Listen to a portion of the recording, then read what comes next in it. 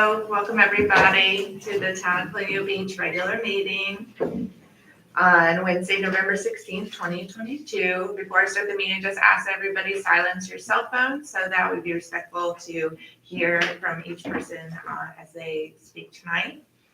And with that, I will start the meeting at not what that clock says, 6:01 p.m.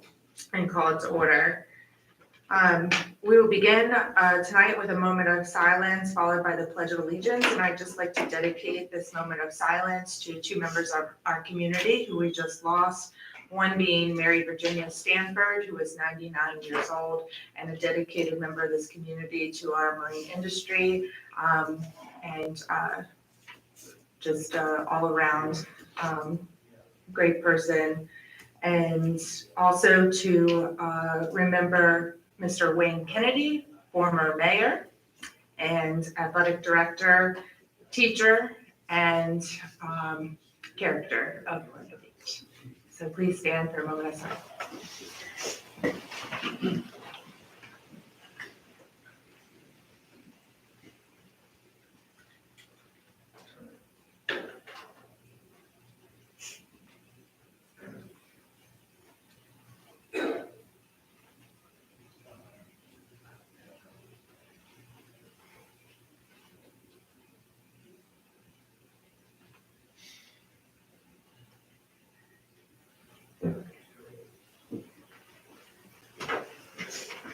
Allegiance to the flag of the United States of America and to the republic for which it stands, one nation, under God, indivisible, with liberty and justice for all.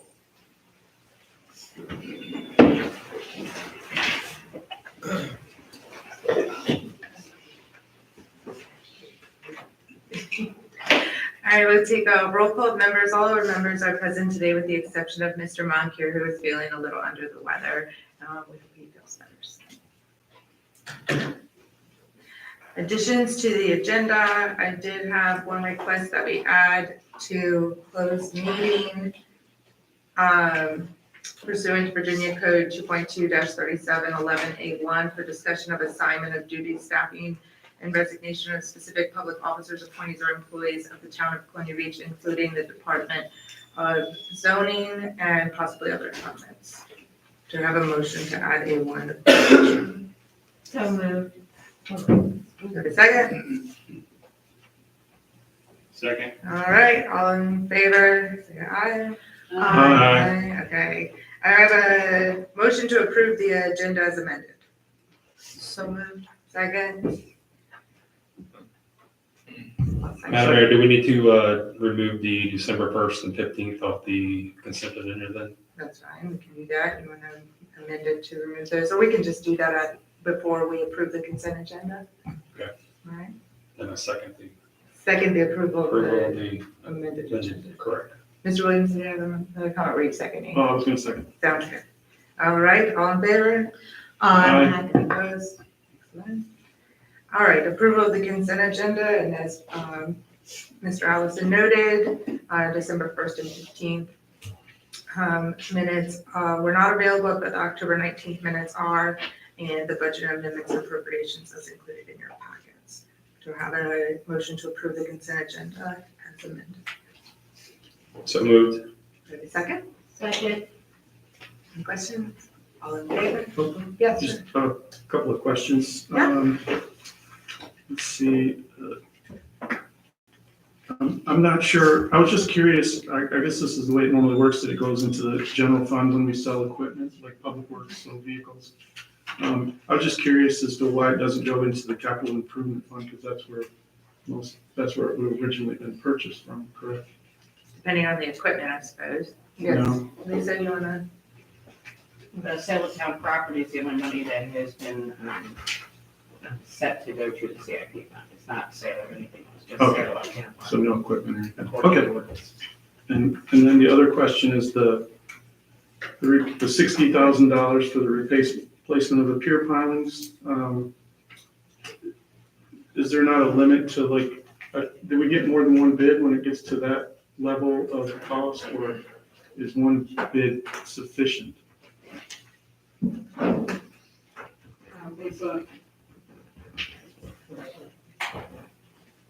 Your mic.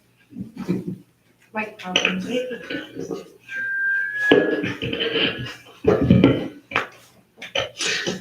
One bid is sufficient under our current updated procurement policy, which the threshold is $100,000. So How much? $100,000. Okay. Thank you. You're welcome. This is the same contractor who has already been repairing the pier and would be familiar with it. Okay. Anything else? Okay. Fire add to that as it relates to the territorialness of contractors in this field specifically. So we did reach out to several other contractors on the northern neck and farther up.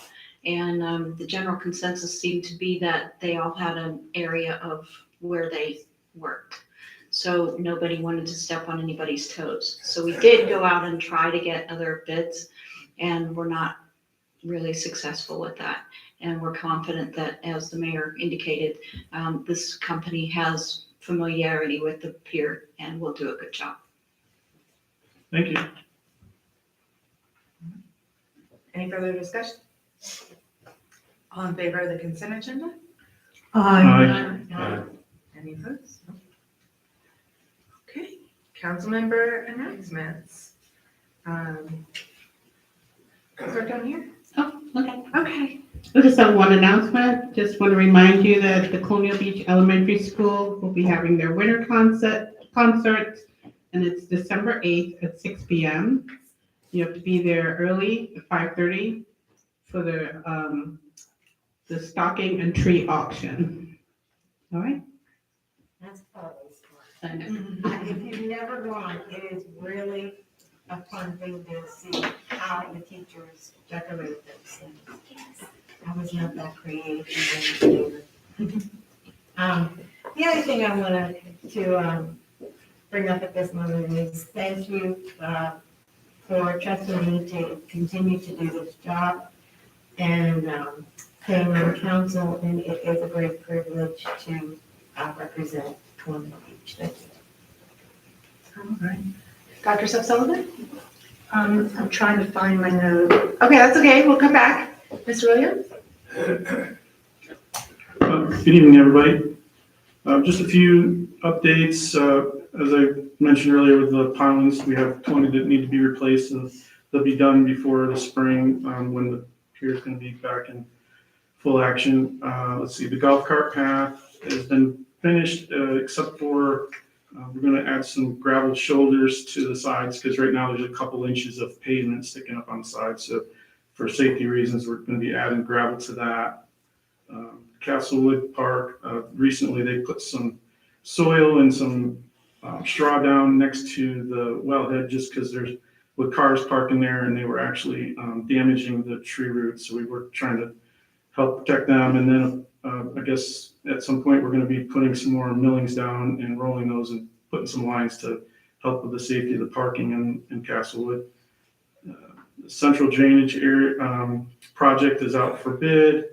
And then Christmas lights should be getting put up probably within sometime next week or towards the end of the week. That's it. Thank you. Mr. Allison?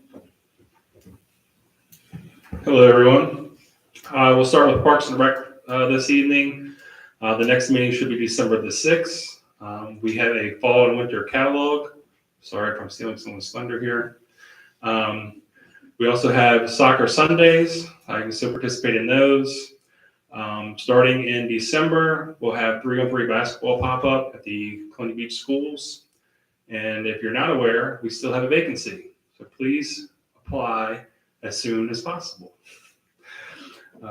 Next, I have the Planning Commission. We have a meeting scheduled for tomorrow, November 17th. This is in lieu of our usual meeting, which happens to be on Thanksgiving this year, so they moved it till tomorrow. That meeting starts at 5:30. Those meeting discussions will be the capital improvement plan, the addition to mobile vending courtyards, Article 12 signs amendments, and subdivision ordinance amendments. And there's also currently still vacancy there, so please sign up for that as well. That's all right. Come back to you, Dr. Sutton. Yeah, I just wanted to remind everybody that Christmas Tide at Monroe Hall will be held on December 17th from 5 to 8 p.m. It's a very special event for James Monroe's birthplace.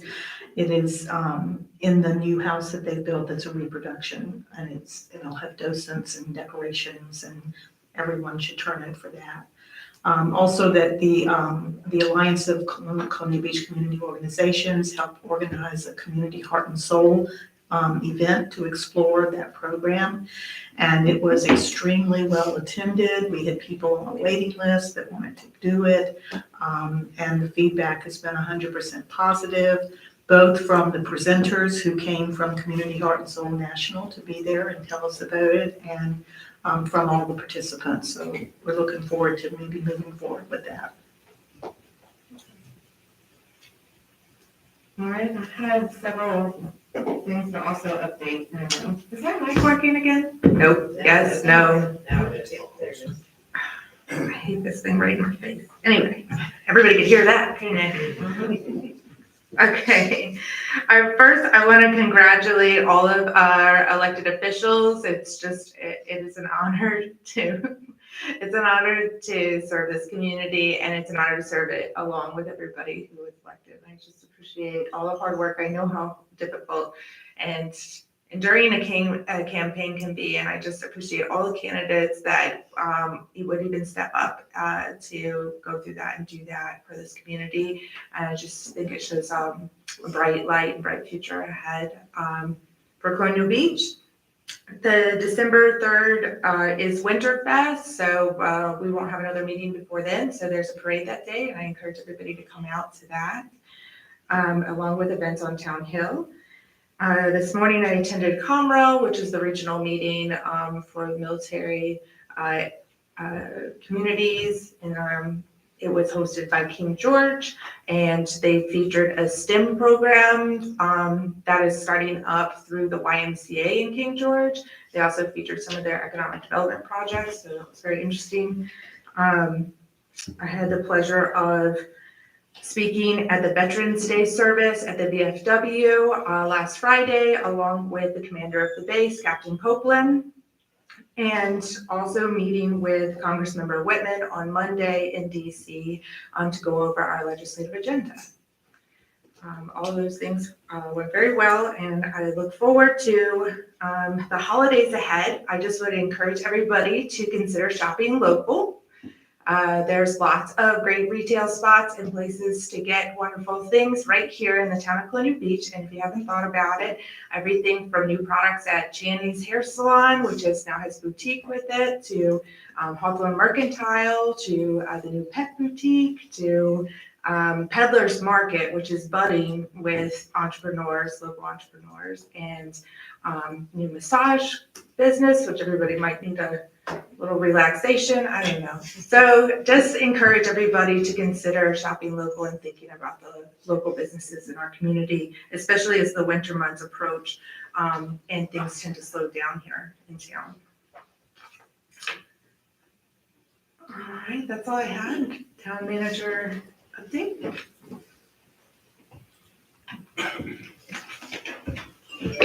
Good afternoon, Mayor, Council, members of the community.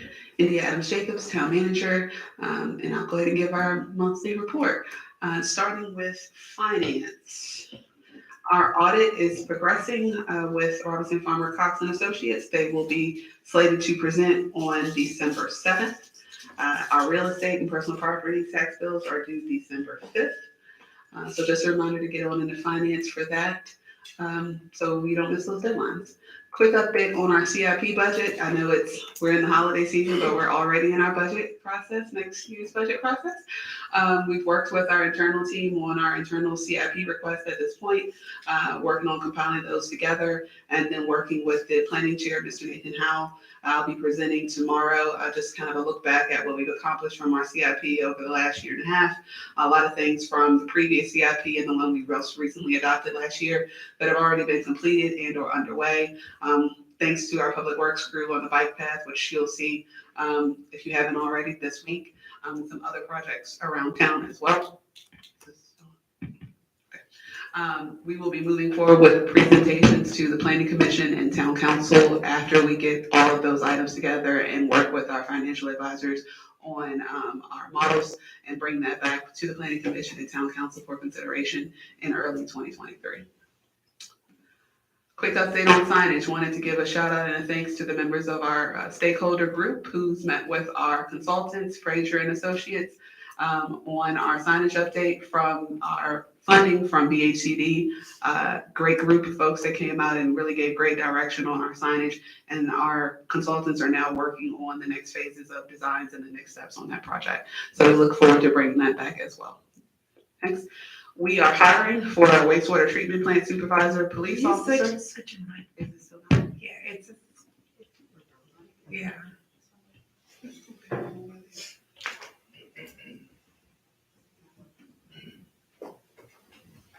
There's 3 mics over there, another one.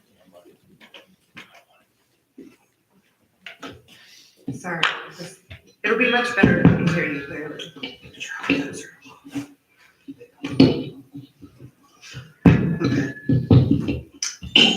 We are hiring for a wastewater treatment plant supervisor, police officer, soon to be accreditation manager, which will be out very soon. Again, thanks to Mr. JC and Chief on their work for the accreditation grant, as well as Director of Community Development and Zoning. Next slide. A reminder about communications. Our council communicates documents are on our website. These are not in lieu of minutes, but they are there kind of as a substitute until minutes get out. So take a look at that on our website. They come out within a week of the prior council meeting. So if you have any concerns or questions about what happened at the prior council meeting, take a look on our website and our council communicates document, also on our social media channels. Next, a quick update on community partnerships and external relations. Next. As the mayor mentioned, we took a trip to DC this week to meet with Congressman Whitman and his team about some efforts available to us at the federal level. So we're happy to discuss with him our North Beach project as well as other projects. So thanks to Mr. Duke, who also helped organize that and get us up to DC to meet and talk about all the things going on in town. And we also met with Delegate Rance's office as well as Senator Warner's office within the last month to talk about all the great things going on in town and to see what efforts we could potentially partner and collaborate on both at the state and federal levels. Next slide. Quick update on Parks, Recs, and Events. Again, quick thanks to Mr. Duke as well as Sally in our Parks, Rec, and Events department for all of their great work on our first town hall on Town Hill, and to all of council who came out that day, as well as staff. Everyone, I think in our staff departments had a table, really explained what we all do for everyone in the town on a daily basis. We had some great involvement with the youth as well, as you can see them out there with our fire department and all of our community partners. All of our NGOs really participated in that event. It was a great event on a very busy weekend right before Halloween. So thanks to everyone who came out for that. Also, another parks update. We had a great turnout for our first family game night last night at the community center. I think about 40 folks came out and participated in our family game night. It was great to see everyone out and the community center used for community center purposes for game night. As Mr. Allison mentioned, we have our fall and winter catalog out. We will also be producing a catalog for the spring. Our pop-up events have also been very successful. My son has been a participant, so very excited to have something to do always on a Sunday afternoon as well for our youth and community. And a quick update from the police department, and I'll let Chief touch on this as one of his staff members are away at training this week, obtaining a new professional development opportunity. So Chief, you can go ahead and speak to where you'll be tomorrow with your assistant. Tomorrow, Captain O'Brien will be graduating from the Professional Executive Leadership School put on by the Virginia Chiefs of Police Association. It's a 3-week school over 3 months, a week at a time. So tomorrow is a graduation for that event. At the end of this month, Lieutenant Parsons will be attending the 3rd class of the FBI Leader Program that Captain O'Brien completed earlier this year. So both of those will have those completed before December.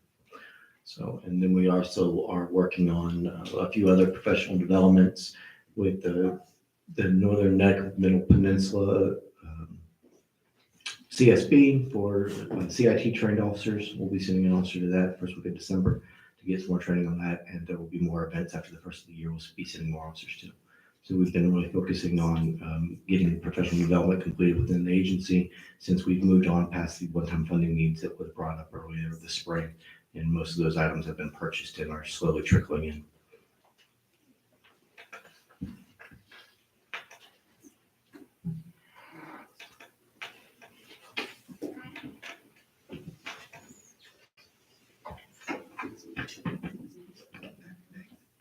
And thank you, Chief, for that. And I'd also like to note that many of these professional development opportunities are coming through from grants as well as in-kind services from a number of these organizations who are helping us out, obviously, as a very small town with very limited budgets. Moving on to infrastructure and public works. Next slide. We talked last month about infrastructure in terms of patching and paving throughout town. I'd like to thank Ms. Fire and her team for some of those patching efforts that have happened. Many of you have seen the paving throughout town as well. That's been posted to our social media sites as relates to paving throughout town. Next slide. And most importantly, which Mr. Allison already alluded to and Mr. Williams alluded to as well, I think our bike golf cart path has been completed.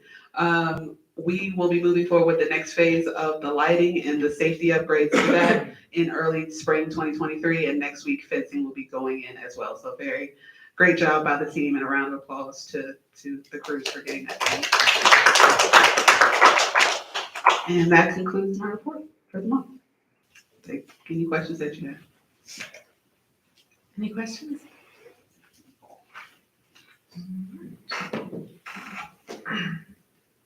I don't think we have any referrals to the planning commission, is that correct? No. Okay. All right, we will move forward with presentations. Supervisor Trivett?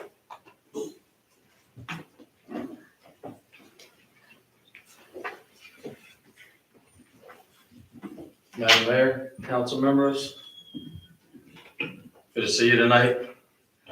A few things. First of all, I too would like to congratulate those that were elected. I look forward to working with you in the coming year. Congratulations and thank you for your service. I know you'll be leaving the town council, but I always enjoy talking with you and seeing you out in the public. The board directed last night the county attorney to draft a document to agree to the settlement along the terms and conditions that was provided to the county after we came out of the meeting last night. So hopefully that will be done in the near future so that we can move forward. That's something that's been worked on for numerous months by the town and the county. So hopefully that'll get settled here very shortly. Tricia Lewis resigned as the town manager. They have replaced her, and maybe Dr. Sullivan remembers the last name of the lady. I know it was Jan. I didn't catch her last name, or JC, maybe neither one of you heard it, but I didn't catch it, but I'm sure that I'll have it by the next meeting and be able to tell you who she is. She was introduced last night.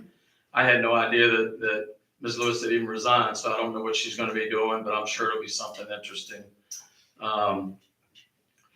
The board also is considering a proposal to exempt handicapped vehicles that actually use wheelchairs that are lifted in the vehicles. Not every handicap, because you know how many people have handicap tags, to exempt them from the personal property taxes.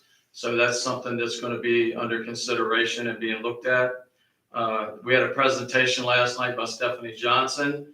Her and numerous other people have this campaign going to save the ginger ale.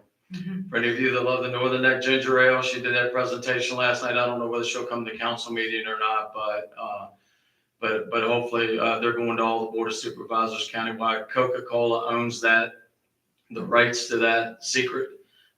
They've been trying to get their hands on it, whether it be donated or bought. We'll see how that goes. So far, they're not getting very far, but they're hoping that with the county adopting a resolution, that'll be, showing support that we'd like to get that back, or somebody would anyway. A lot of talk about that.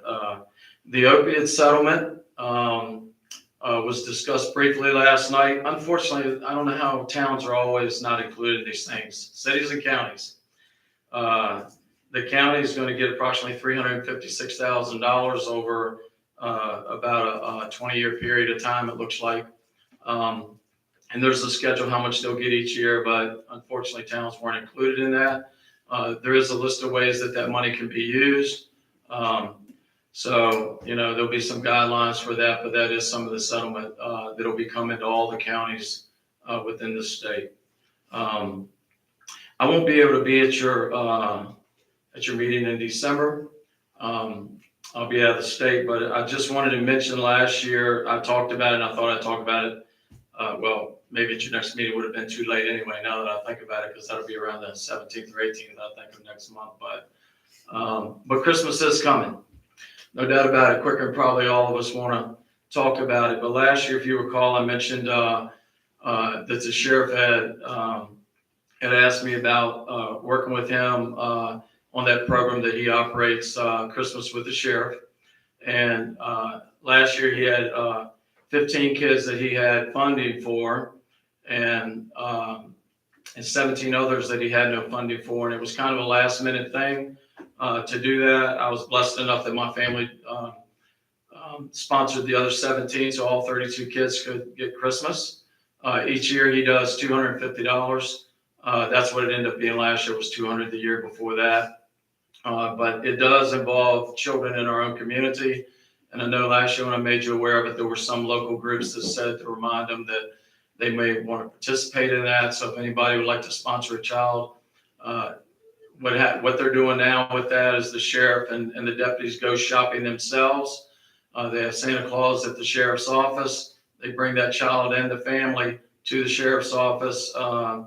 And the deputies and Santa Claus get to greet that family and provide Christmas to that family that may not have got Christmas otherwise. So I just wanted to make you aware of that in case anybody's interested in contributing to that program. Any questions tonight about anything? Yes, ma'am.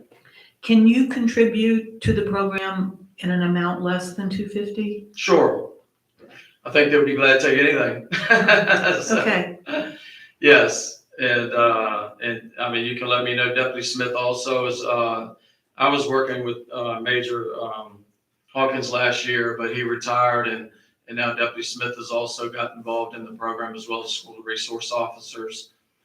So yes, I would say any amount would be great if you want to contribute to the program. And the sheriff has assured me that kids in this town also will be included in that. And so I think it's a good thing. I don't know about some of you, but my kids have Christmas just about every day of the year. And, and so they didn't get quite so much last year. Neither did, well, they probably still did, because they get 2 or 3 Christmases. But they found out what it is to contribute to others and that don't have anything, or a whole lot less fortunate, which is a great thing, to do that. And it teaches, and I hope that we all learn from that. I'll just tell you on a sidebar, JC here didn't get, he didn't get challenged or anything at our board meeting about the drinking on the boardwalk or wherever. He did very well at presenting that again. And, Chairman Fisher, had a lot of questions for him the first time he did that, but that went pretty well because he didn't ask him anything, but I'm sure he was ready for it if he did ask him. But thank you for attending the meeting, Dr. Sullivan. Appreciate it. Thank you. Thank you. Colonial Beach Public Schools, Dr. Mitchell? Here tonight? No, okay. all right, if I can. Dr. Mitchell held the first meeting of their strategic planning meeting this past week, and he's put together a team of people. I'm representing the broader town perspective on the planning, and BAM is representing the NGOs that work with the school, and then they have teachers and superintendents and teachers from outside of colleagues from outside, but it's being done by a professional strategic planner. And so really looking forward to work with them. Great. Thank you for that update. All right, next up is investment analysis by Mr. R.T. Taylor. Thank you and welcome back. Thank you. I feel like I missed y'all. It's been a little while. Yeah. Hope everybody's doing well this evening. You have in front of you a hard copy that I handed out just before the meeting. Not sure if you had it in your packets or not, but it's not meant to be in-depth analysis. We wanted to give you a heads up that we're working with staff to sort of feel out which reserves are the most flexible, which ones need to be at the ready for liquidity purposes, and going through that part of the analysis now. But this is to give you an overview of what we're working with staff so that we could potentially invest some of your more flexible dollars in the near term and potentially ladder a portfolio so that you are able to take advantage of the increasing interest rate environment. So with that said, I'm going to flip to page 1. I'm looking at the bottom of the right-hand corner of each page. That's the background page. Just to give a little bit of the background, as we've been doing over the past year, based on the call it updated scope of services that we entered into with the town and with with town staff, we did a review of your debt portfolio last year. And that was task 1. Task 2 was prepare and present a comprehensive financial review. You may remember that big report we did in the spring. Contemporaneous to that and hand in hand with the analyses therein, we also worked on your financial policy guidelines. That was task 3. Task 4 is where we're at now, investment of funds. And then task 5 would be for any new money financing, which we're currently working with or will be working with on an as-needed basis, but it'll be updated during your CIP and debt affordability capacity analysis in the coming months that we're doing in conjunction with your FY24 budget, as India alluded to in the town manager's report. So again, task 1 we completed in December of last year. We refinanced 4 loans that had outstanding principal of $6.5 million. We got a fixed rate of 1.8%, which saved the town about $265,000. And for our structuring purposes, y'all may recall, we grabbed or structured it so that you could get $260,000 between fiscal years 22 and 23. So roughly $130,000 in each year to use towards some PAYGO or CIP or whatever you determined for those projects. So task 1 is complete. Task 2 and 3, we sort of have them inverted here, but that's sort of how the flow of events went. We did all the big comprehensive analysis contemporaneous to working on the financial policy guidelines, because you sort of need all the support work in order to make good recommendations for those policies. But we wanted to get the policies in place for the town. That was the task presented to us, and y'all adopted those earlier this year. And then we wrapped up and completed this report, the big comprehensive financial report, in the spring. So those 2 tasks were complete, and that's why we're here. We've been watching interest rates tick up over the past several months, as I'm sure all of you have as well. And the thought would be, how can we strategically start earning a little bit more on our funds?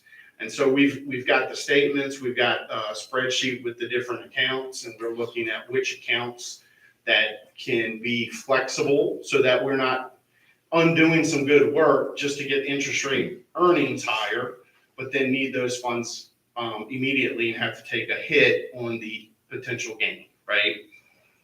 So this presentation is focusing on that task 4 about the investment analysis. So I'm looking at page 3. Again, based on our planning work, we have a better understanding of where those cash reserves sit. We know what's potentially flexible in terms of the intended use and the timing for spending those funds. And then those reserves that must be available for meeting, call it payroll or other operational needs. So we want to make sure that when we set up a ladder portfolio, or if we're going to put some money into a local government investment pool that stays and has daily liquidity, we want to make sure that we're able to meet our obligations for payroll or debt service, what have you, but at the same time, and achieve that higher rate, but at the same time, we don't want to have to pay a termination fee or have to sell a treasury if the market were to go down. Okay, so that's what we're going to work with India and Lisa on. So a couple of the options we're looking at, obviously, are money markets, U.S. treasuries, and agencies, all within the state's guidelines for the Public Finance Act, what the town can invest in. If you flip to page 4, And this, obviously, this is a couple weeks old. November 3rd is the date at the top of that first column. Even between then and now, which as of November 15th, so the end of the day yesterday, the 3-month treasury at 4.22% up there, yesterday it was 4.31. So that's 90-day money, okay? And one question might be, well, why don't we just put all the money into, we won't need it for 90 days. Well, chances are when 90 days rolls around, that matures, you've got to go out and get something different. And what we're saying is, I think it might make sense, because if rates were to drop between now and that 90-day period, we haven't locked in as much earnings as we could. Because if you look down at 6 months, 1 year, the interest rates go up a little bit further. But after year 2, you have diminishing returns. But if we can portion out a ladder portfolio that takes advantage of the 90-day rates, the 6-month rates, the 1-year rates, the 2-year rates, that might be the most viable strategy in locking in some higher yield. Okay.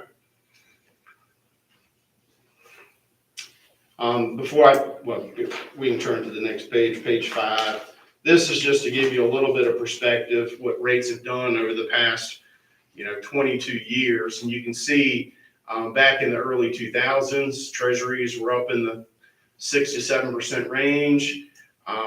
They've been as low as, 0 in the 2020 range, and they've shot back up here recently to the 4 to 5% range. Okay. And just most of that movement has just been in the past 6 months, according to the next page. So really, while we were doing all of our heavy lifting on the refundings, the comprehensive analysis, the financial policy guidelines, there was sort of no news on the investment strategies, but here we are back for task 4. We're in a good environment to lock in some of this for a higher yield approach, but want to be mindful that we keep some reserves separate so that we can meet our obligations on a regular basis. So what the next steps are is on page 7.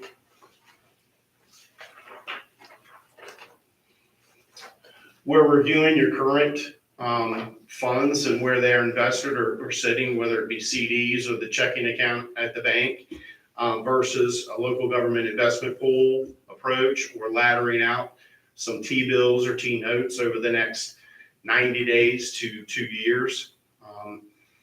And we're going to work directly with staff to get that portioned out and invested. Okay?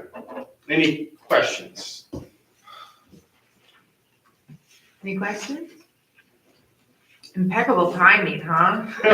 Well, you can't time the market, but it certainly seems to be a good, I mean, from Good time our to do it. original engagement, Right. has this not, Yeah. Lisa? I mean, the 1.8% rate we locked in on that debt refi, yeah, and to that point. and now locking in at an investment portfolio? That's right. And to that point, so your borrowing rates are still not at the bottom, but historically favorable. Oh, yeah. And so if you're like today's money for a 20-year GO bond, it might be in the 4 to 4.5%, right? But you can earn that over the next year or two with your short-term monies. Right. So it's a unique environment. Obviously, a lot of that will be weighed into our planning analysis for your funding your CIP program, and especially as that'll be in conjunction with your FY24 budget. We know you have some fine tuning on the CIP coming up with your planning commission that will be updating that. You remember the debt capacity and affordability analysis. We have a planning commission member sitting in the audience, so I know. Okay. Eyes and ears open for that. All right. Well, if you have no more questions for me, I can. No, I think that's That's good. it. Thank you very much. Thank y'all. How soon are we gonna need to act on some of this in this environment? You think we have some time? I believe, we're close to being able to implement this. Obviously, I think we can work directly with treasurer to get this implemented. So that I don't think there's maybe a couple weeks to a month. I don't think we're sort of hemmed in or constrained by any other processes, so we can work directly with staff to get it implemented. Okay? Thank you. Thank you. Yeah, thank you for making the track. Because your mic is not working again. Oh, that one is, maybe. Nope.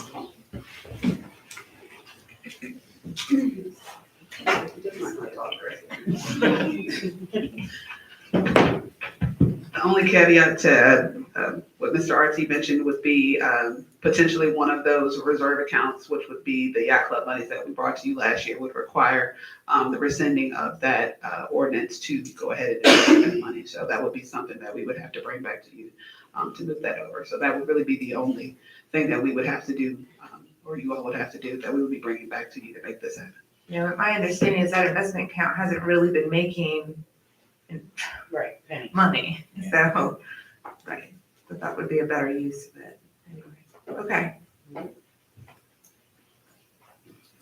right, well, thank you very much, Chrissy, I appreciate it. Keep bringing us good news when you come, okay? I like that. Or else don't show up. Or don't show up, says the vice mayor. All right. Citizen input, do we have anybody signed up? Nobody signed up for citizen input. Okay. Is there anybody? Written one though. I think that is particularly regarding the public hearing. Okay. Is that correct? Yes? It's because it was specifically talking about the ordinance changes. We give an opportunity for citizen input at every meeting. If there's anybody that'd like to come up, they're welcome to. All right, we'll keep moving forward. Old business is resolution 4522. This is related to celebrating and supporting the Virginia America 250 Commission. The commission was established to celebrate Virginia's critical role in the American Revolution, and the goal is to hold one of the commission's events here in town as we approach the 250th anniversary of the Revolution. Working with the commission will lead to grant opportunities, and Councilmember Montier will really take the lead on this, but he's not here tonight, so and initiative as he's worked closely with the birthplace and also with Stratford Hall, who won a big portion of funding that's going to go towards promoting Virginia's part in the American Revolution.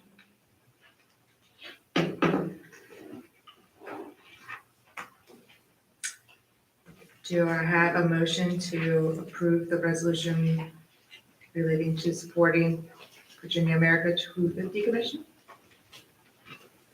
Do you want me to read it? So moved. Okay. Is there a second? Is there any further discussion? I really like this little graphic. I'm not sure who did that. But I think it talks about a lot of the ways that we can celebrate and help educate our visitors. Oh, you got it. It was on the page. Huh? It was on the June 250 website. Yeah.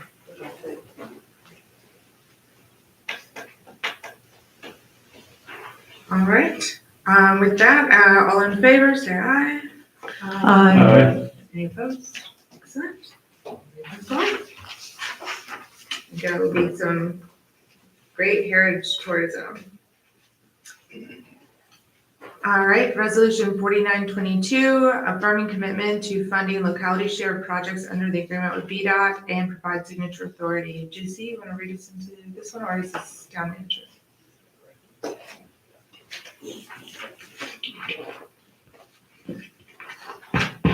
Thank you, Mayor. Last meeting, we discussed this project, which has really been in the pipeline for quite some time.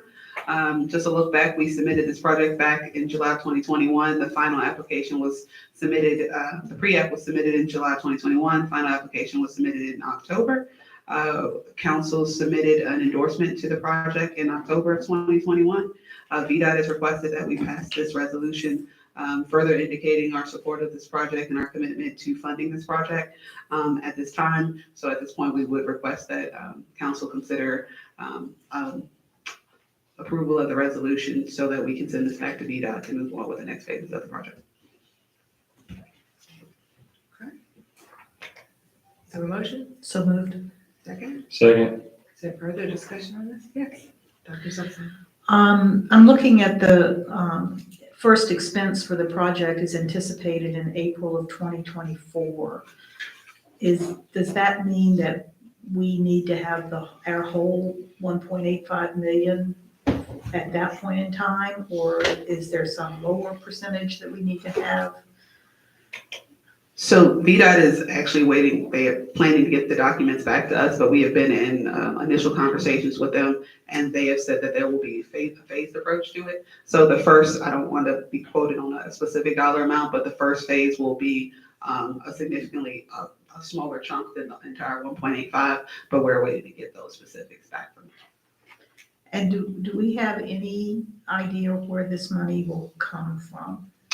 Yes, at this point, there'll be a couple of different funding mechanisms that we'll have to be able to fund it.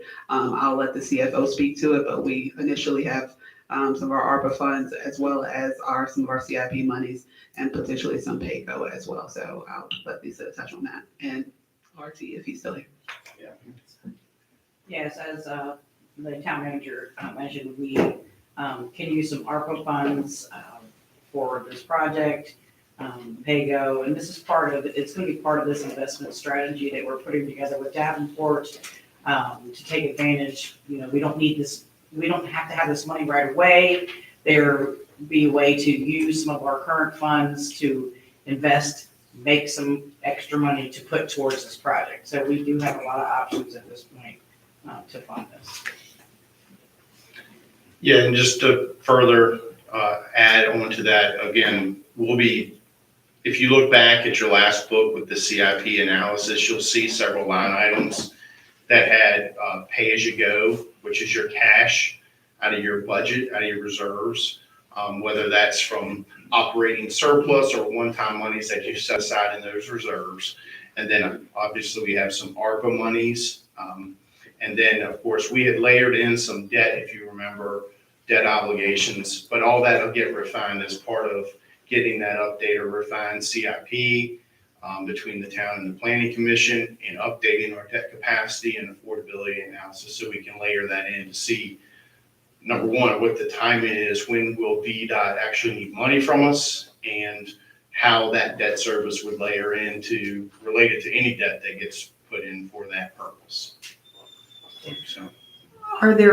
Does this matching money have to come from the town coffers, or are there other grants that could be gotten as part of the match, or legislative monies that could possibly be reached out for? So I'll let JC touch on that, but initially, I believe there are some limitations to other federal funds because these are federal passing dollars to the state for these transportation funding opportunities.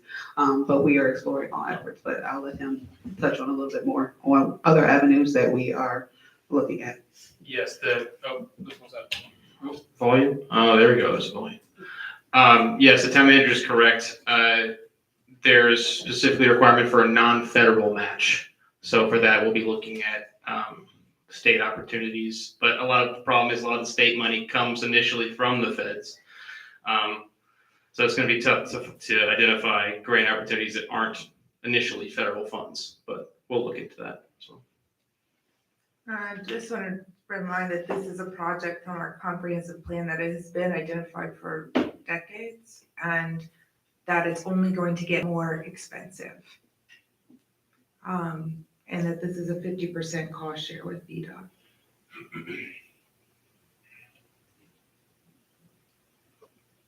Any other questions?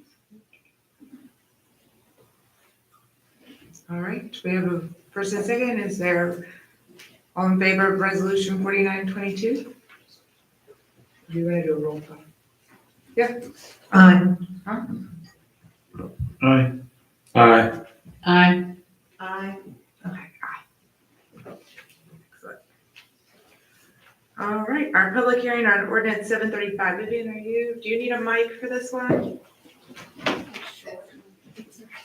This is amendments to the Town Code of Ordinances, chapters 3, 4, and 14, part of an ongoing effort to clean up outdated, defunct, sort of inappropriate, not matching state code, things that have been there since before I was born, probably. Right, just saying. All right, but I'll let Vivian talk a little bit about this before we open up for public input. Yes, that is correct. There's an ongoing effort to try to clean up and it came to our attention initially, well, Mr. Moncur brought this up.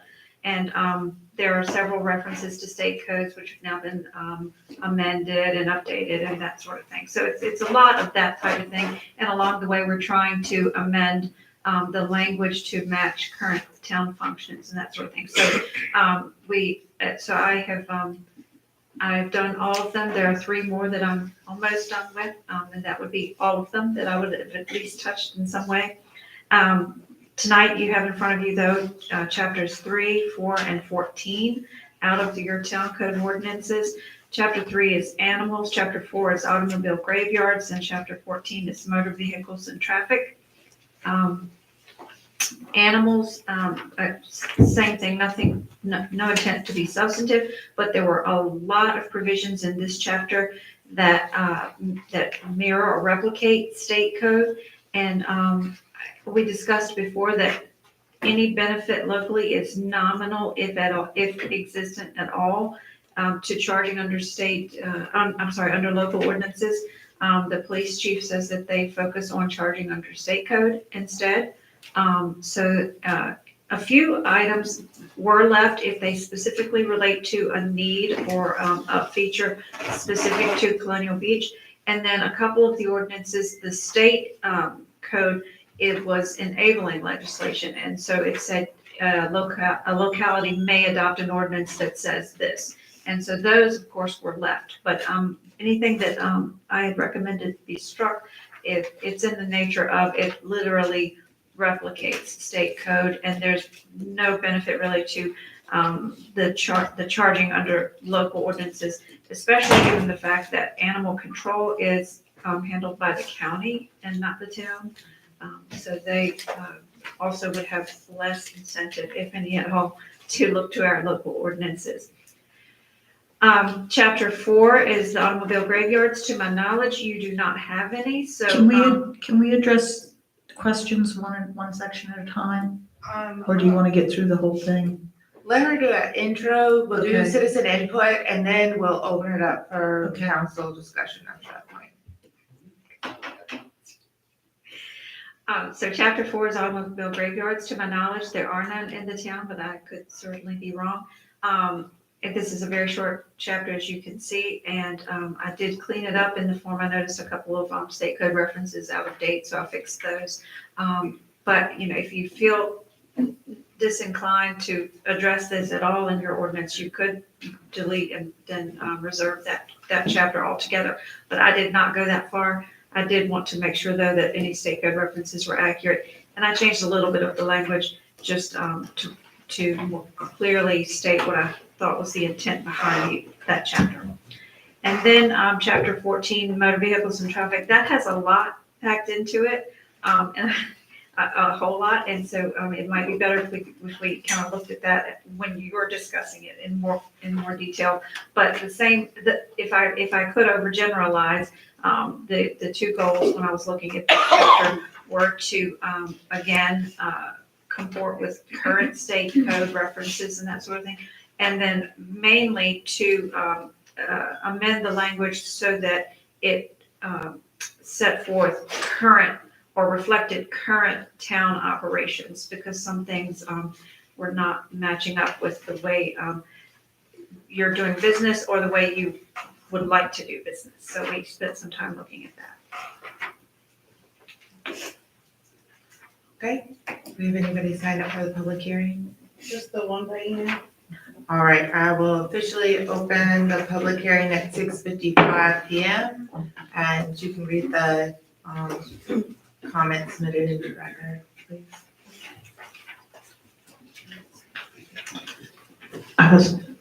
It's good. We have one comment submitted by email. It's from Dr. Lisette Montalvo. She says, greetings. Today, the town council of Colonial Beach is deciding on changing the language of several chapters.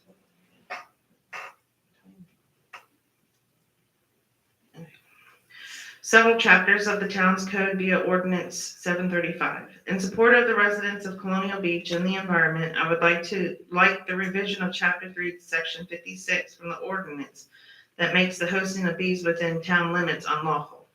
This section should be revised to allow for the elimination of bees from the chapter, so bees are permitted within town limits. To implement, I recommend 1 beehive per lot. Beehives that are self-harvesting to ensure minimal exposure of humans to bees and before a person adds a beehive to their property. Beehives are installed after the town receives a copy of the permit from the state Apiarius as required by Virginia Code 3.24405.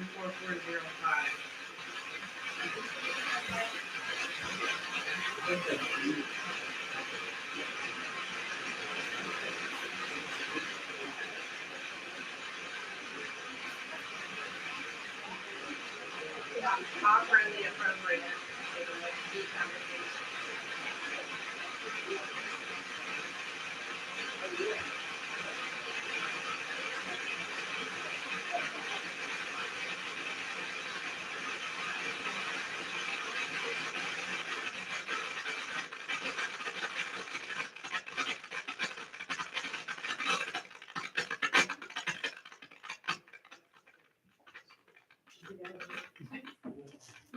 I think the rain has passed. I don't know. We get to talk like teachers tonight. Use our loud voice. I was gonna say, you bring one more mic over there. It's gonna-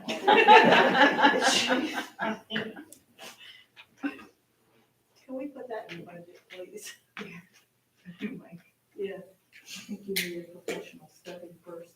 Oh my God.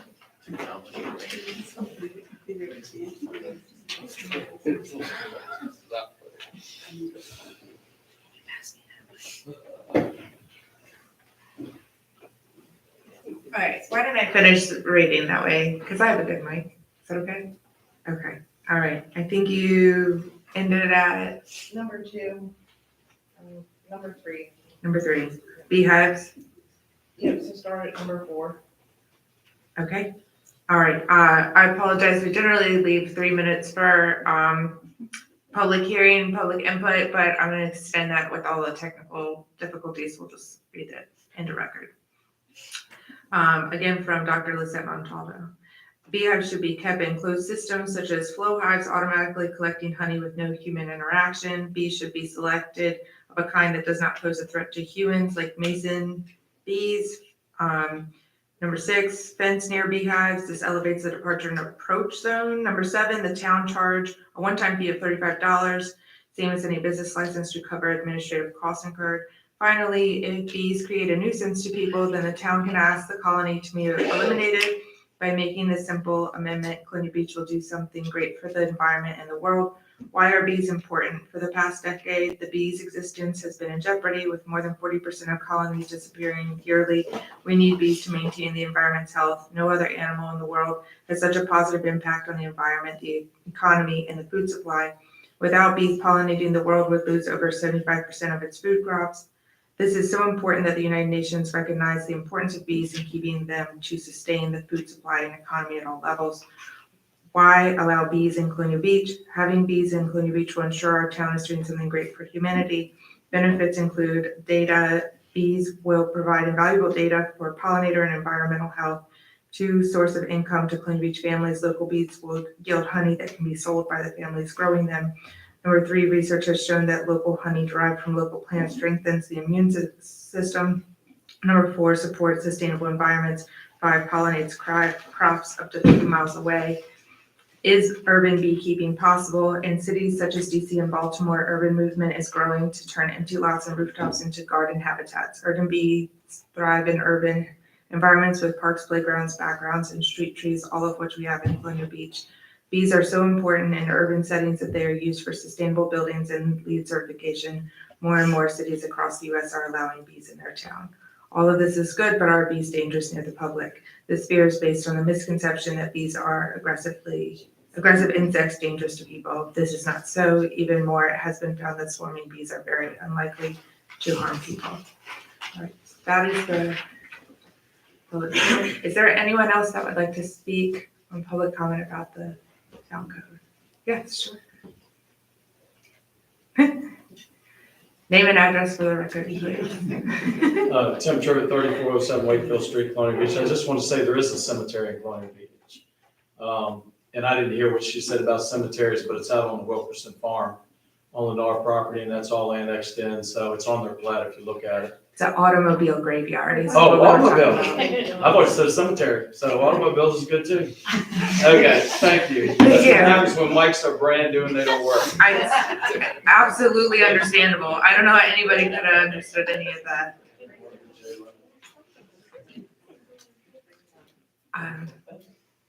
Am I right about that, Vivian? Yes, okay, all right. I didn't mean to interrupt you. I just wanted to point of clarification. All right, seeing no other public comment, then I will close the public hearing at 7:02 p.m. All right, now we'll open up for discussion. I know Dr. Sullivan has some points to make. Questions, yeah. Questions? Sure, go right ahead. We haven't made a motion Oh, yet, you want to so make a motion? do you want to make a motion first? Yeah, let's and do then- a motion and Okay. a second, and then. So I move that we approve the changes for the point of discussion. Okay, is there a second to that then? Second. All right, so now we'll open it for discussion. So there are a lot of things that I'm trusting that our attorney has verified that the things that she's striking are covered under the county and that will be enforced by the county sheriff's department through their animal control officers. But there was one thing in particular in here that I was concerned about, and I'm trying to find it again because I didn't highlight it. It has to do with defecation. Do you know what page that's on? It is on page 38, the PDF, the whole PDF. It's on page 10 of 11 of that chapter 3, and it is section 3-58. And I had originally, if I may, Dr. Sullivan, I had originally, and in your draft, it is recommended to be stricken because I could not find specific authority for that. However, there is general authority, and I did consult with Mr. Callis, if I may be so bold. I think he concurs with this conclusion. I had indicated that it would be probably better to leave that because there is general authority in other sections of the code that give you authority to, for example, in a similar situation, they give you authority to monitor and administer the use of your properties and that sort of thing. So there are some general authorities which I think would also cover this section. And I was focused on, on the specific animal sections, and I did not find the specific authority, but I think you do have the authority. And Dr. Sullivan had inquired about that section, and I think it's probably wise to leave that section in 3-58. And so for those of you that are in the audience, this has to do with your neighbor walking down the street and letting their dog defecate either in the public right of way or on your yard and failing to pick it up. And as we all know, that is a problem in Colonial Beach. We've been addressing it through the pet waste stations and some other things. What I don't know is, who do you call? Is this something that the animal control would have to be enforced, or is this something that our police department could write a citation for? Yeah, your police department could handle that. Yes, ma'am, if it's in town ordinance, we can handle it. So I would like to amend my motion to keep section 3-58 in and not strike it. Okay. Is there a second to that?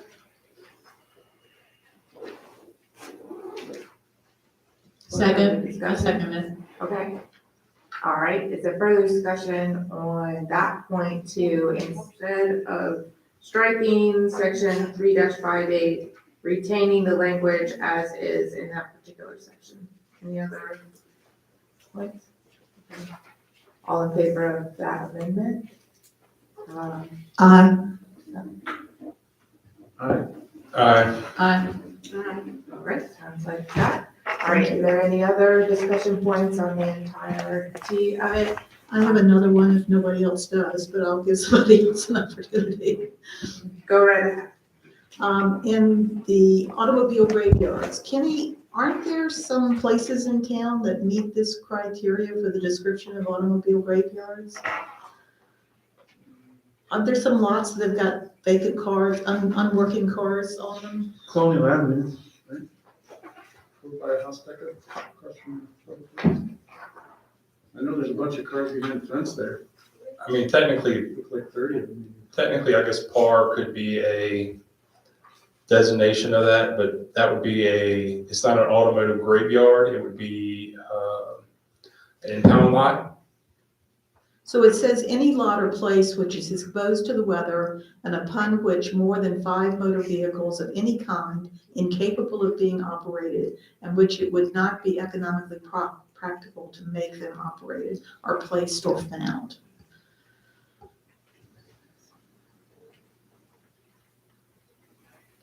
I mean, who would be the determination of it, whether or not they're incapable to be operated? I mean, most of those cars probably stick a battery in and they would drive, and a lot of those cars may not even be owned by the property owner. They could have been impounded and left by the owner, which then would require a mechanics lien and to get new titling and all that kind of stuff.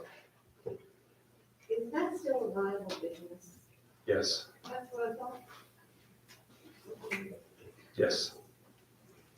So our attorney's recommendation is to keep this in, but, and I would agree, because I do think there are places in town that could be defined and covered. I mean, not that we're enforcing, I don't know if we're enforcing anything like that, but. I mean, any garage that has 5 broken cars would essentially be named this as well. That's incapable of No. being moved. Incapable of being operated and could not economically and practically be made operated. So I'm assuming if they're on a garage lot, that they're being worked on. Not But necessarily. no, They could be used for parts that would not be able to be operated. so that would be a graveyard then, if they're used for parts, right? I mean, depending on how you're classifying graveyard. If you're classifying a garage establishment as well as a graveyard, then Well, any lot or place in which exposed to the weather and upon which more than 5 vehicles of any kind incapable of being operated and which would not be economically practical to make operated. The recommendation as it stands is to keep the language. Is there a discussion to not do that? No, I'm just Okay, so commenting you on kind the of- fact that that the attorney didn't think there was any place in town that met this definition, Okay, and I think there are. okay. I would like to keep the language as it is. Okay. And the last one, motor vehicles and traffic. I would just like to have the police, make sure that I understood that the police chief has reviewed this and this doesn't interfere with your ability to perform your duties by striking all of this. I don't have the document in front of me. I have reviewed several of the documents with the town attorney, and we had no issues with what we resolved several weeks ago, but I don't have the document in front of me to view the current language you're looking at. Vivian, did you go over all this with him? All the stuff that you struck? Okay. Yeah, we all met, specifically, our focus, to be fair, the focus was primarily on the parking situation. But yes, we have looked at this, and I do not believe that anything would impact, the chief's ability to enforce to enforce the provisions of your code. I think mostly, we went through this, Tom and myself, the chief, the town manager, and Vivian, literally line by line, Okay, the parking lot. the parking lot. Or the vehicle, motor vehicle Motor and vehicles, traffic, okay. chapter 14. And we didn't just have a summary, I mean, it was literally every single line. 3.5 hours. 3.5 hours, yes, it was. Okay, well, that was a quick 3.5 hours. It was so delightful meeting. No, it didn't. I think the point of that was just so we were really familiar with each piece. And the stricken language was because state code was already giving them authority to do this.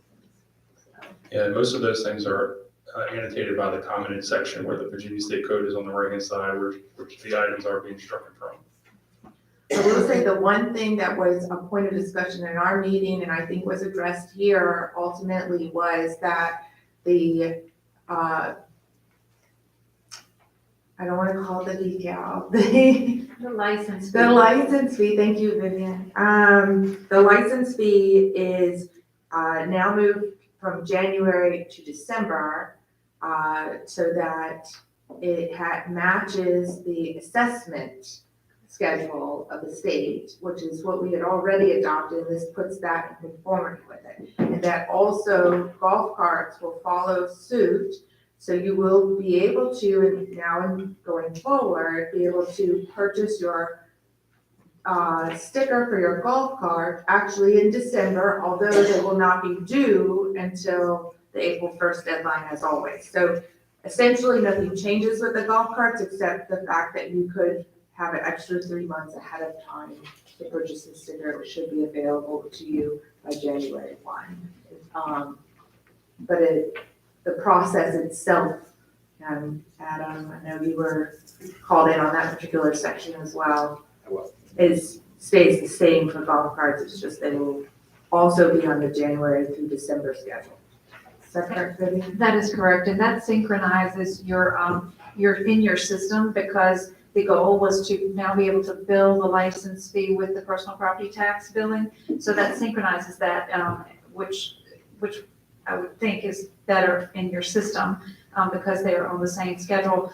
In addition to that, with respect to the golf carts, that enables, because it's in the system now that way, or will be, that will enable anyone who wants to get a little bit of a head start, they can do it. Whereas before, if it's not in the system already, it's hard to do that because there's nothing there to be able to process through and that sort of thing. That's correct. Are you in favor of the language as proposed? Yes. Okay. And my last question, local licenses on page 5 of 23 in that section shall be issued free of charge to vehicles owned by the rescue squad, the fire department, and one owned or leased vehicle for each member of those departments. The vehicles owned or leased by auxiliary police officers, why was that stricken? Currently, the town has no auxiliary police officers. And if we did have them, we wouldn't want to. The state code changed on becoming an auxiliary officer. In the past, it used to be a modified training. Now it's the same training as a full-time police officer, which is a 20-week training academy where somebody would have to attend without any pay or benefits. So most localities have gotten rid of the auxiliary program, and it's still in our town code to have auxiliary officers, but there is no mechanism in place to employ any auxiliary officers within the town currently. And was there any thought given, or is it not allowable to issue a license free of charge to police officers and other town staff? There is no authority for that. So the discussion was if that was a benefit that the town wanted to provide, you could provide that benefit on the, I'm going to say on the back end, but through a stipend or something along those lines. But in this authority is specifically set forth in the code, and in fact, this list of individuals, and it does not provide for local government employees. We did discuss that at length, and that it would be more of a personnel policy of the administration of the town manager's office to see about providing that. And number 6, vehicles owned by persons qualified to receive special license plates. Is that like the Purple Heart and the handicap plate? I know right now, I think somewhere we say that a handicap license can park anywhere from free and the Purple Heart can. Mr. Kalis is looking at that. I don't remember that exact code section off the top of my head either, but I think it's just to conform with what the state allows us to. It is disabled veterans, spouses of disabled veterans, that sort of thing. It's specifically out of 46.2-739, which of course is referenced. And do you know if that includes normal handicap plates? No, those are in a separate provision. Okay.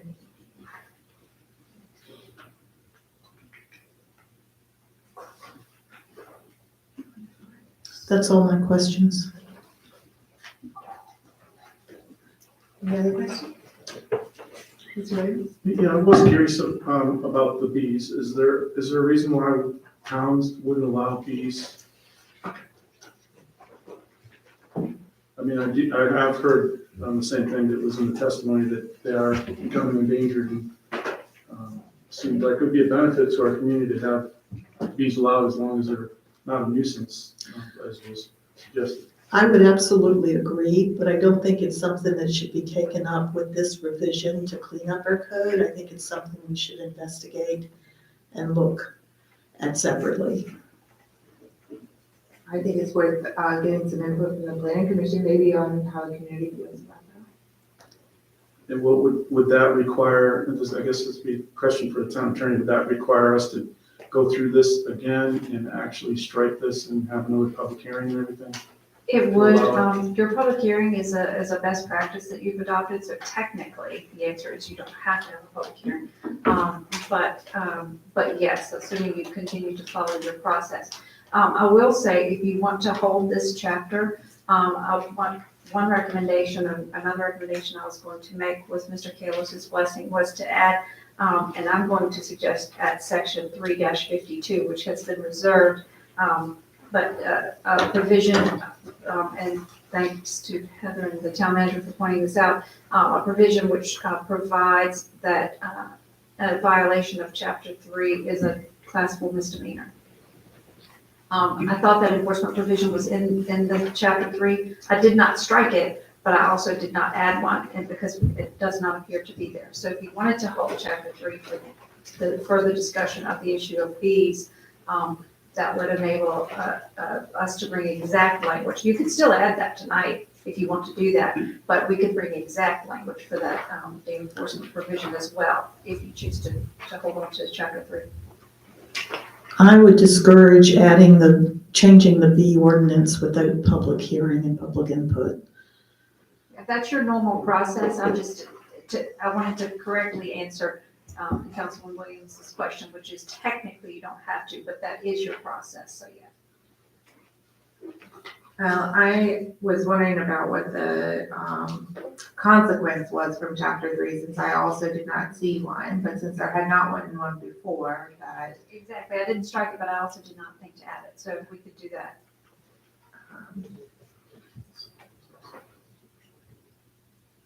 Do we want to hold up the whole chapter for that, or could we add it now?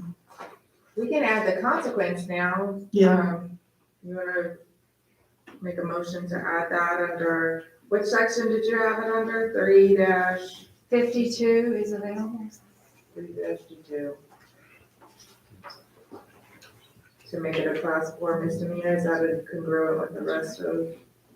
Is any violation of provision of the chapter would be a class 4 misdemeanor. I'd make that amendment. Have a second.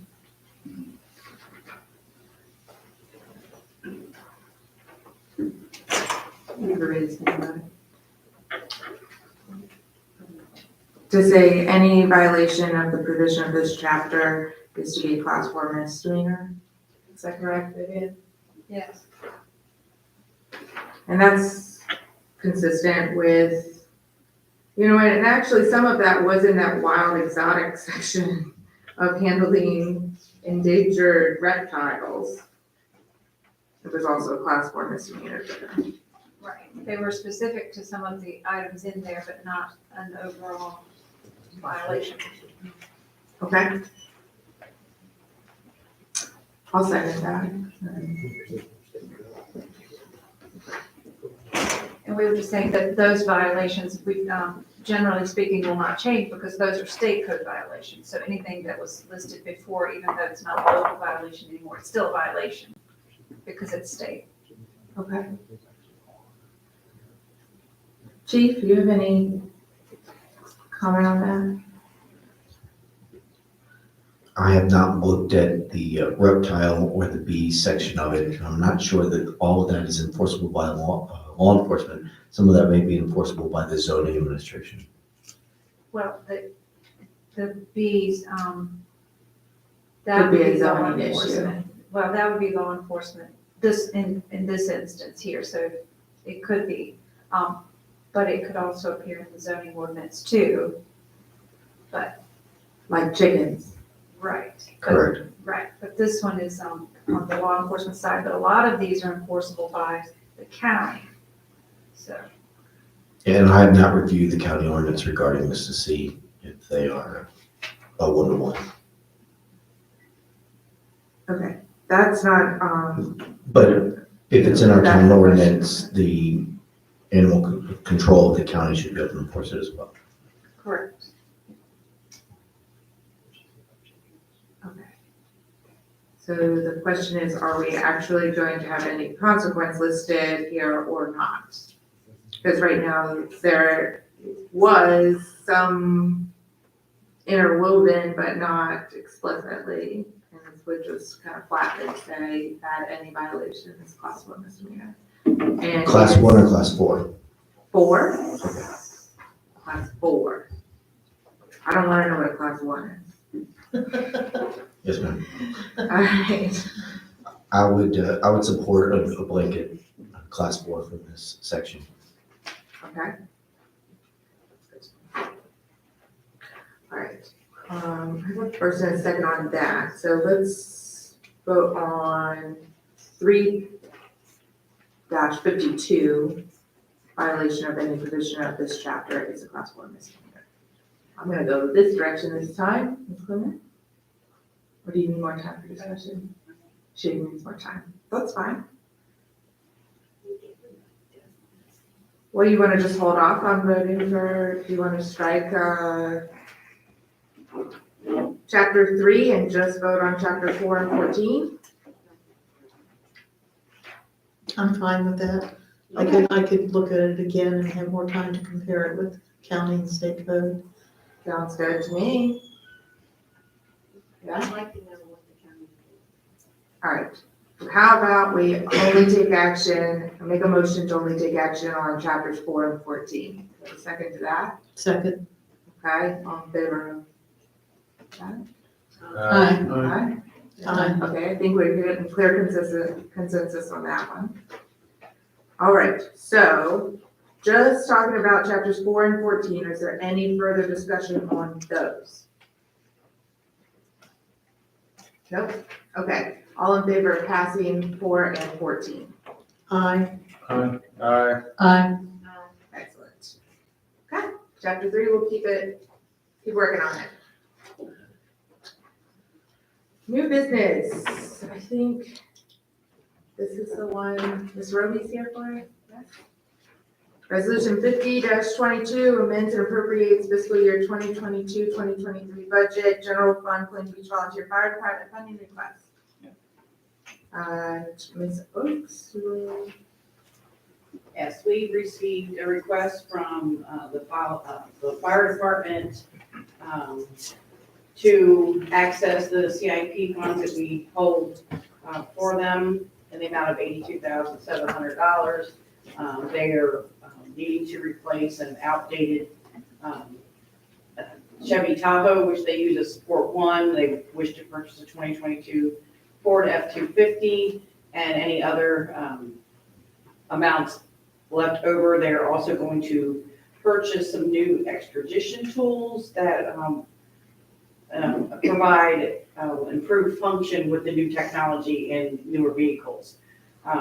So they made the request, and we do in fact have the sufficient funds to cover this request for the fire department. And so we're asking tonight that you approve the, appropriate the money to the fire department and make the appropriation, the budget, amendment to the budget. You want to elaborate on that? I was just here if any of the council members had any questions about the money. Like I said, we are replacing a vehicle and new extrication tools. The difference, there is $11,000 difference. We are making that difference up to cover the cost on that.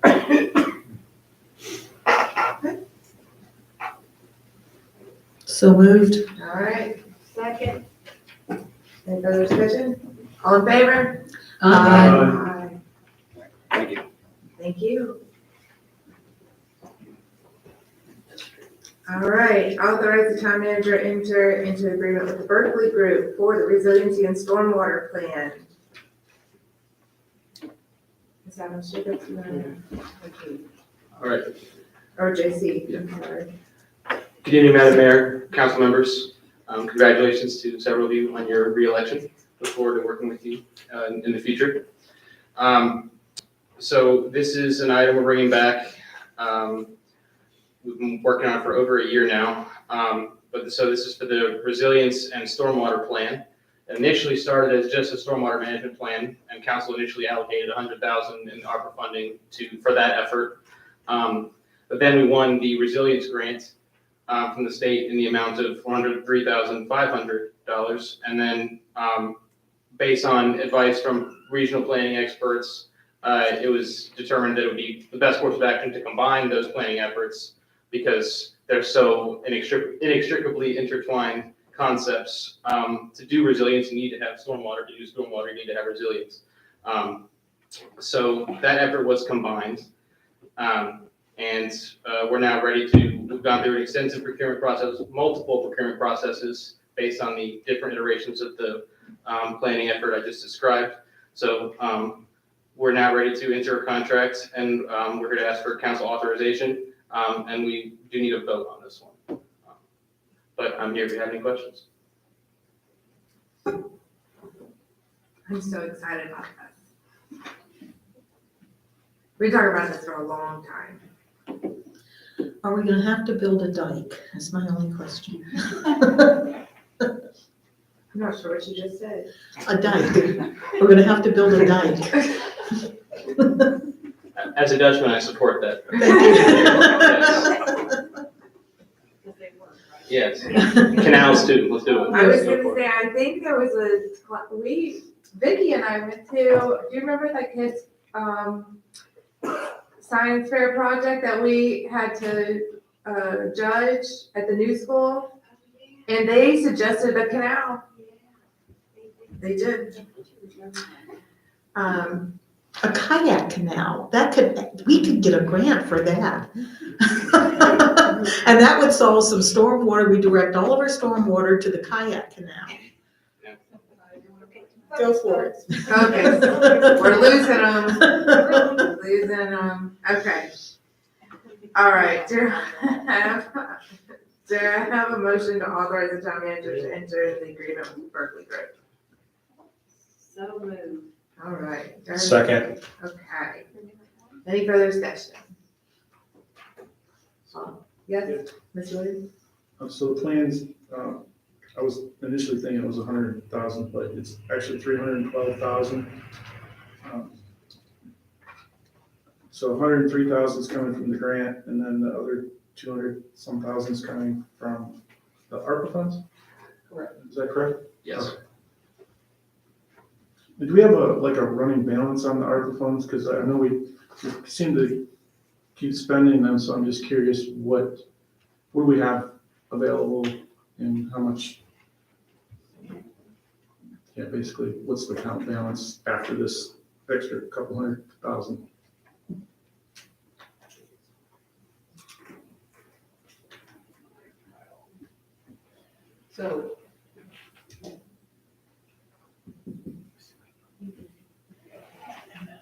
So I'll kick that over to Lisa.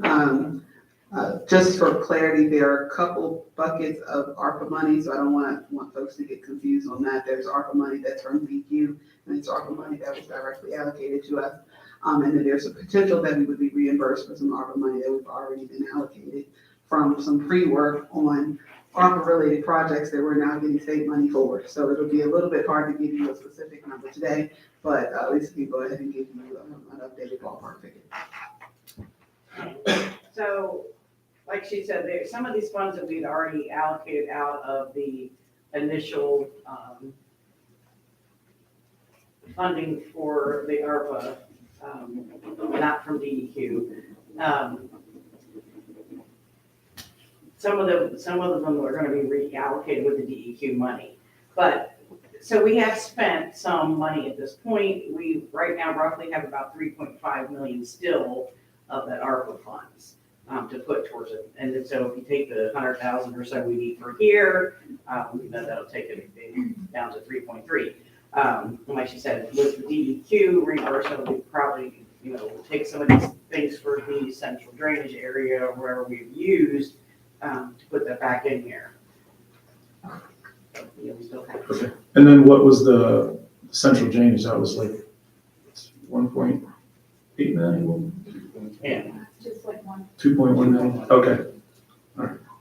Thank you, appreciate it. Okay. Any other questions?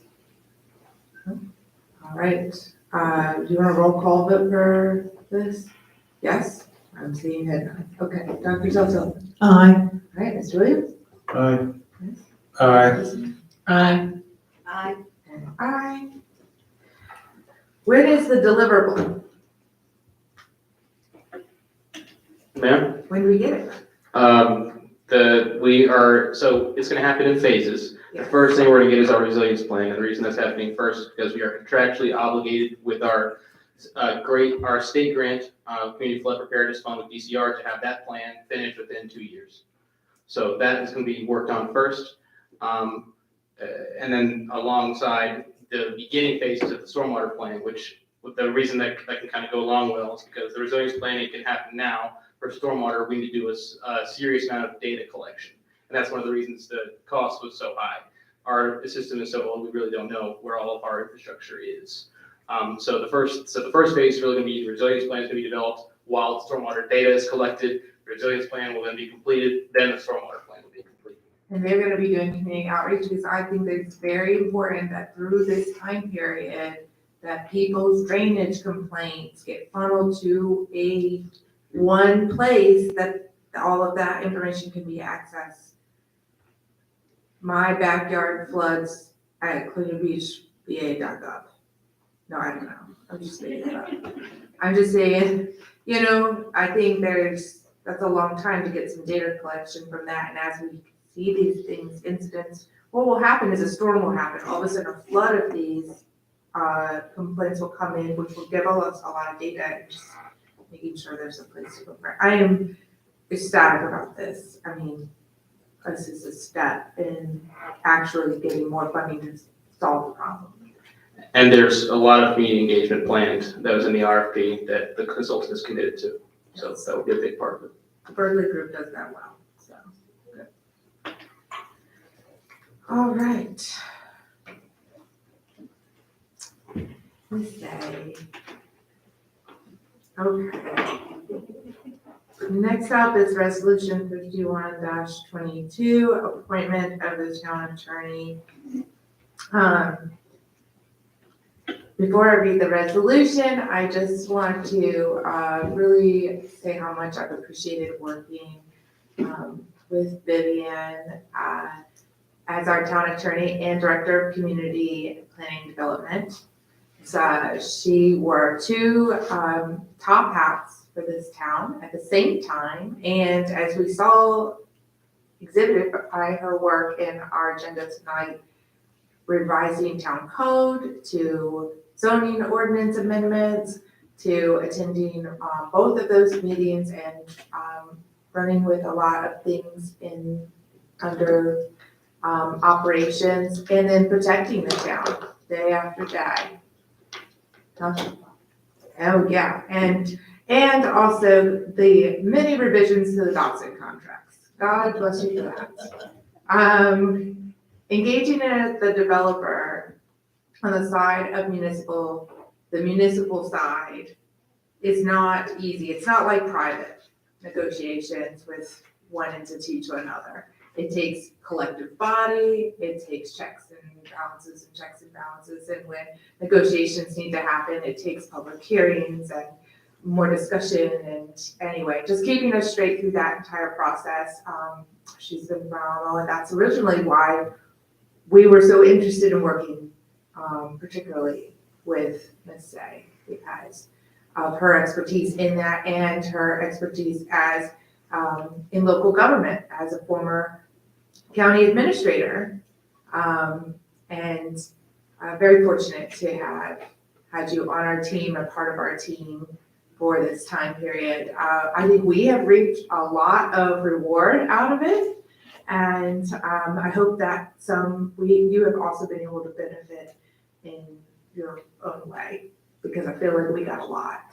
So anyway, I will miss you though, but you're gonna stay around and continue to finish our code of ordinances, which I'm gonna stay on public record now to hold you to it. With that, I'm gonna read the resolution, and we welcome also Stefan, who is also a sports broadcaster, so that should be really exciting. I'm used to mics not working. Oh, there you go. Thank you, Vivian. Yes, thank you. Thank you. You're welcome.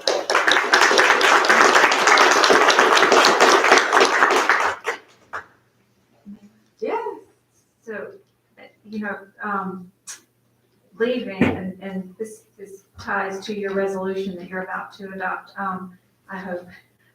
But leaving the town was not something that I set out to do, but I did receive the proverbial offer that was too good to refuse, to go back to do what I did before, which is county attorney, county administrator combined.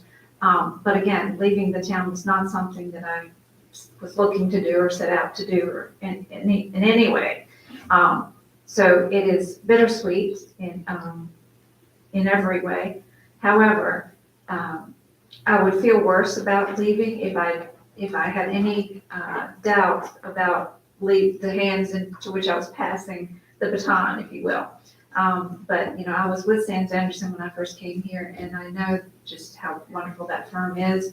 And I only left them because of, well, it was retirement issues. But anyway, not that anybody cares about that, but it was also not because in any way I really wanted to leave Sands Anderson either. But coming here was, a nice place to be and land. But that said, now that I am able to leave you in the excellent hands, probably way better than mine, of Sands Anderson, but just specifically with Mr. Kalis, with whom I had worked for several years, I know that you are in fact in good hands. So that makes leaving otherwise very difficult a little bit easier.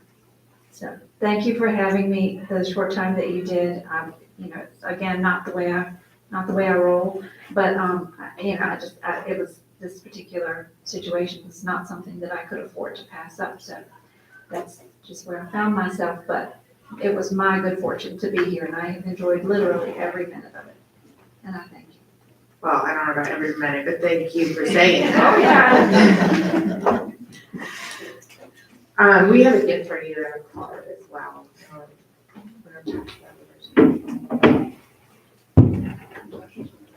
I know. Debbie, you may want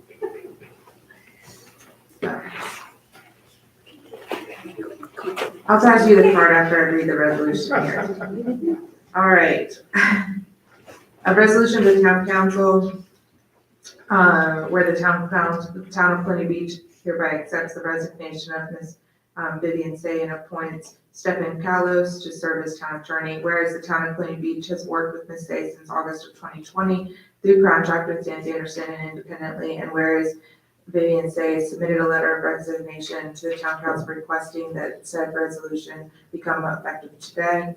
And whereas the town attorney and town manager both recommended that Stefan Kalos An attorney with Sands Anderson be appointed to perform duties and responsibility of town attorney. And whereas the town council has determined to select Stephen Cowles to perform duties and responsibilities of the town attorney, now therefore be it resolved that the town council of the town of Queen Beach hereby declares, determines, and orders as follows. Section 1, the resignation of Vivian Say is accepted effective today's date, which is November 16, 2022.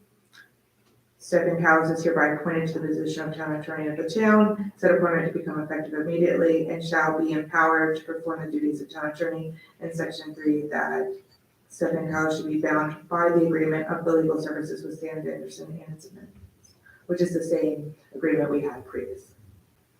Okay, do we have a motion? I have a motion, but it includes correcting the spelling of her name in the title. Yes, of course. I did verbally corrected it. It's fine. All right, so moved. Is there a second? Second. All in favor? Aye. Nay. For those that don't know, and I think sometimes, and I'm just gonna go ahead and clarify it, that I think there were some times where people thought that Vivian was expensive. This day has saved this town a lot of money. A lot of money. And one of the things that from that side of the seat that you don't always realize is when we go into closed session, generally that's litigation. There's liabilities with the town. There's contracts, there's negotiations. You know, people aren't perfect. There's all kinds of things that happen. And that we are always trying to look out for the best interest of this entire community. And that Vivian has been a just relentless, strong force for this town in protecting this town. And that every dollar spent was $20 saved. And that has also resulted in an enormous investment into our future, and successful investment into our future. And she also held two positions at the same time and did both superbly. And now we will have to fill two people with her one absence. And that the point of bringing her on board was for her to provide a higher quality of life, which I think we did for this time period, but also to reap the reward and benefit of her expertise over her many years of service to the Commonwealth. Tom will be proud I used Commonwealth. He would be. And that, you know, anyway, we wish you very much the best in your future endeavor. But that you were are worth every penny, also because we've been outbidded by another locality. I think the town manager has a couple of. It's on. Just want to say thank you, Vivian. I'd be remiss if I sit here and not say anything from the bottom of my heart for everything that you've done for the town, to the mayor's comments, but on behalf of staff. As a contractor, every time we call you, pick up the phone. Personally, I think you've given more to all of our staff than any contract employee ever could. Your expertise, it's been a match as someone who's worked with attorneys really across the nation. You're by far the best that I've ever worked with, and I enjoyed sitting beside you through every meeting. You are my favorite Who, and as a Hokie, I hope you appreciate it. Excuse you. We all appreciate your Southern hospitality and your finesse. I think in many ways, many attorneys use their gravitas more often than not, but I think over the years, we've seen your ability to navigate many issues with finesse and candor and a firm hand when needed.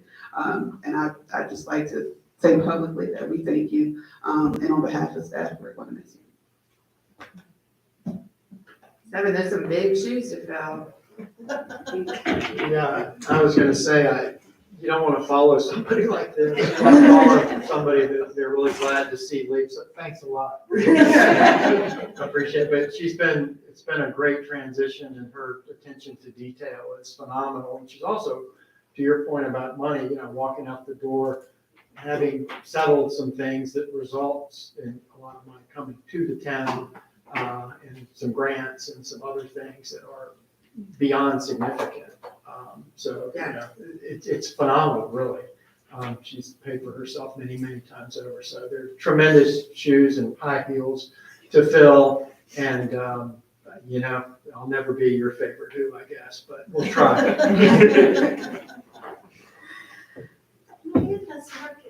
It's good. Yeah, it's gonna work out, I okay? want to see even heels. All right, we're losing them again. We still got close names. That's a higher rate. All right, I'm gonna do the motion for a closed meeting, we're gonna take a 10-minute break. All right, I move that the council of the town of Colonial Beach convene a closed meeting for the following purposes: to discuss the following subjects, all of which are exempt by Virginia law from public meeting requirements as indicated, namely pursuant to Virginia Code 22.2-3711A7, consultation with legal counsel pertaining to actual probable litigation where such consultation or open meeting would adversely affect the negotiating or litigating posture of the public body pertaining to the following subjects: 2 or more litigation matters pending or threatened in the United States District Court for the Eastern District of Virginia, Richmond Division, and 2 or more matters now pending in Westmoreland County Circuit Court pursuant to Virginia Code 2.2-3711A, consultation with legal counsel employed or retained by a public body regarding specific legal matters requiring the provision of legal advice by such counsel pertaining to development and or transfers of rights to multiple parcels of town of real property and potential acquisition of real property, and pursuant to Virginia Code 2.2-3711E1, discussion of assignment of duties, staffing, or resignation of specific public officers, appointees, or employees of the town of Colonial Beach, including the Department of Zoning and possibly other departments. All right, I have a motion for that, and we'll take a 10-minute recess. So moved. Second. Second. All right, all in favor? All right. All right. All right, 10-minute recess, and hopefully a close session.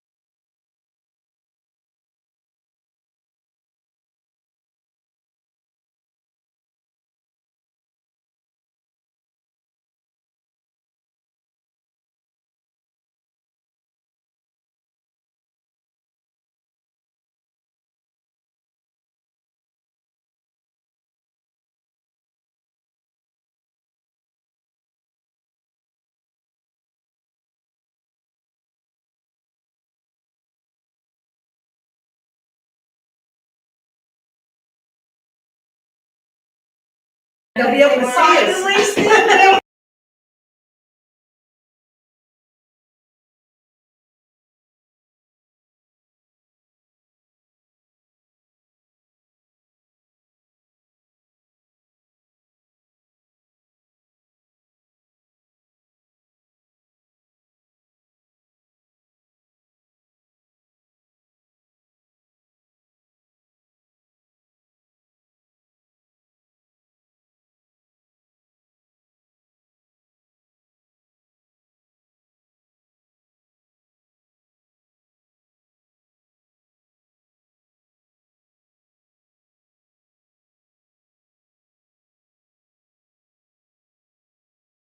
Okay, you're good. Is there a motion to reconvene an open meeting? So moved. Second. Second. All in favor? Aye. All right, is there a motion to certify that only public business matters lawfully exempted from open meeting requirements under the Virginia Freedom of Information Act, and only such public business matters as were identified in the motion by which the closed meeting were convened, were heard, discussed, or considered in the meeting by the council? So moved. Second, and then individual certification. I so certified. I so certify. I so certify. I so certify. I so certify. Now with. Is that on video too? Is there a motion to approve the settlement agreement with the Westmoreland County? So moved. Second. We'll do an individual roll call. Dr. Sullivan, Aye. Mr. Williams, Aye. Mr. Allison, Aye. Ms. Clement, Aye. Ms. Robertson, Aye. and the mayor votes. Is there a motion to adjourn? So moved. Second. Second. All in favor? Aye. Meeting adjourned.